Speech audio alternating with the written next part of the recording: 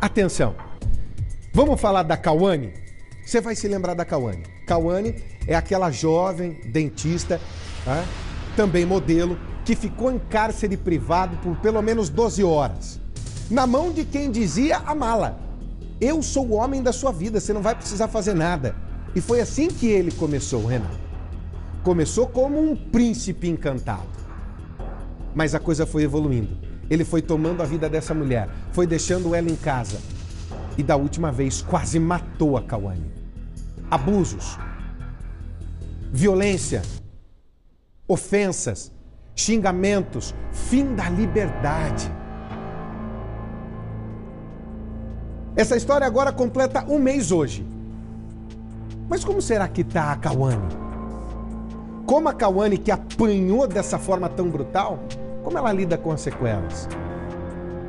Será que a Cauane consegue sair sozinha, por exemplo?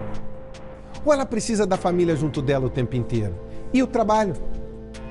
Será que a Cauane conseguiu retomar o trabalho? Era uma dentista que estava seguindo na carreira e explodindo na carreira.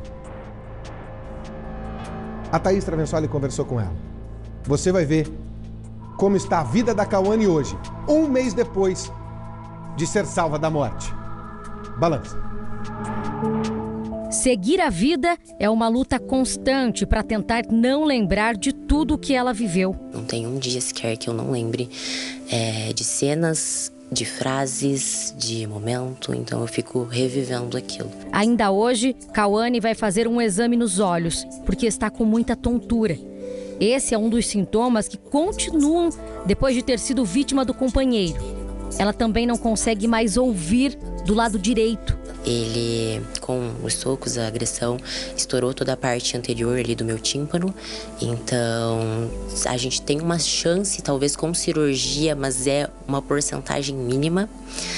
E a questão também, atualmente eu sinto muita tontura. Tudo isso são sintomas que antes das agressões eu não tinha. A Cauane está indo para o consultório odontológico agora com a mãe, que vai ficar o tempo todo junto nos atendimentos. E essa é a nova rotina da família. A Cauane não sai mais sozinha. Hoje mudamos nossa rotina, ela não sai mais sozinha, a gente acompanha, antes de sair de casa a gente dá uma olhada, dá uma vigiada, vê como está o movimento na rua. A mãe, profissional de saúde, estava de plantão e viu a filha chegar na UPA depois das agressões. Quando ela chegou na UPA, com todos os hematomas chegando lá para eu atender. Se você da área da saúde está ali pronta para atender qualquer pessoa, mas quando é alguém da família, quando ela chegou toda cheia de hematomas, eu não aguentei. Eu não aguentei, porque eu como mãe, a gente sofre muito de ver uma filha assim. A dentista de 24 anos foi mantida em cárcere privado pelo namorado durante cerca de 12 horas. O homem é Renan Ribeiro, empresário de Pinhais, que continua preso. Depois do pedido de socorro de Cauane, Renan foi denunciado pelo Ministério Público por tortura, cárcere privado, ameaça, estupro, lesão corporal e tráfico de drogas. Foram 7 meses de relacionamento. Cauane conheceu Renan na academia dele, em Pinhais. Nos 2 primeiros meses de namoro, ela se sentia amada. Mas quando foram morar juntos, o comportamento do empresário mudou. Nos 2 primeiros meses, ele era extremamente carinhoso, sempre presenteando, né? Sempre ali se mostrando uma pessoa de boa índole. Porém, a partir do momento que nós fomos morar juntos, mesmo ele sempre sendo ciumento, ele justificava como zelo aquilo, como cuidado. E eu, muitas das vezes, me tornava compreensiva, tentando entender o lado dele. E aí ele começou a implicar com roupas de academia, no qual ele falava que eu não podia treinar de top, sempre com tapa-bumbum e tudo mais, porque ele era o dono da academia, ele não queria que ficassem olhando para a mulher dele, e eu sempre tentando me tornar compreensiva nessa parte. Porém, eu era totalmente monitorada. Então, ele tinha os rastreadores no meu carro, mais de um rastreador, inclusive. Ele tinha acesso ao meu celular, a minha localização do WhatsApp. Todo dia antes de sair de casa, eu tinha que mandar a minha localização em tempo real para ele e estar constantemente atualizando, porque senão isso gerava briga e ficava horas de briga. Quando ela chegou aqui, assim, meu primeiro momento foi: eu vou lá, eu vou resolver isso. Só que daí aquilo, a gente senta, para um pouquinho, ela me segurou muito nesse momento. Não, pai, não faça, não vai atrás. Vão pelos caminhos legais. E a gente acabou tomando esse caminho, que é o caminho mais certo mesmo. Outras mulheres também teriam sido vítimas de Renan em relacionamentos do passado. Chegou até o nosso conhecimento que existem outras vítimas desse rapaz, né?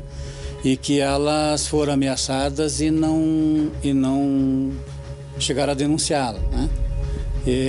Eu não sei como é que vai ser os procedimentos agora que estão vendo as reportagens com a Cauane, né? Não só as vítimas dele, mas como vítimas de outros homens que partiram para essa fase criminal, né? Que é a agressão contra a mulher. No abraço dos pais, Cauane tenta se reerguer e ajudar outras mulheres. Às vezes a gente se sente mal, mas a culpa não é nossa. Não tem culpa nossa. A culpa está no agressor, porque realmente não tem motivo, não tem justificativa para isso. E, infelizmente, quem está passando por isso, eu desejo que, se a minha história de alguma forma incentive a sair, que saia, que tenha coragem. Porque não é fácil, é difícil você expor a sua cara, expor a sua história. Todo mundo, né, me viu roxa, espancada, ouviu a minha história, o meu relato. E não é fácil, é difícil. Depois de você ter passado por tudo isso, você ainda ter que ficar revivendo, relatando. Não é fácil, mas é necessário para que a justiça continue sendo feita e que ele pague pelos atos dele. E não só ele, mas todos os outros agressores também. Então dá medo, sim, dá medo, mas é o que vai salvar a nossa vida, é o que salva a nossa vida.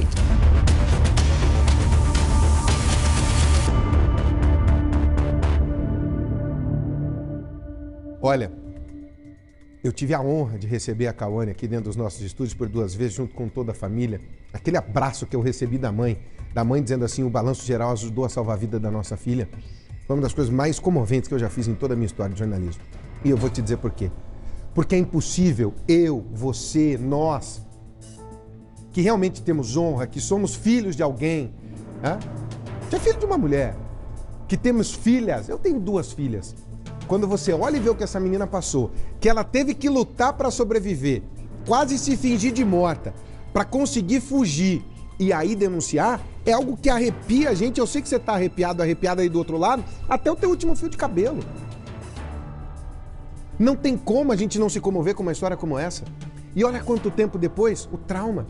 Ela tem medo de sair sozinha na rua. Então vai saber se algum doido encontra ela de novo. Ou se alguém amando. Esses casos, eles têm que servir de alerta.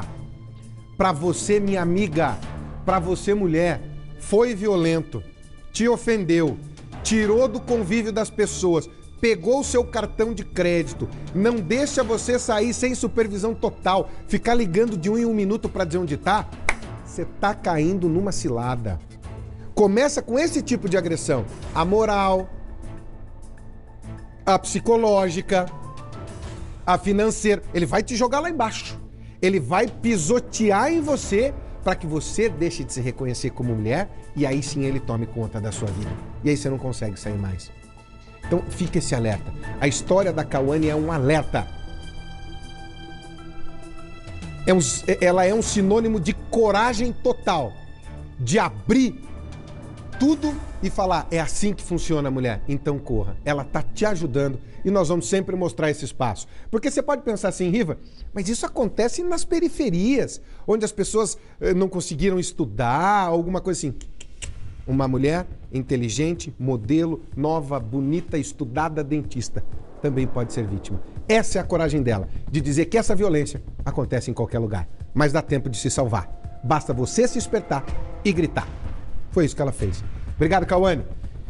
1 mês, mas a vida vai seguir.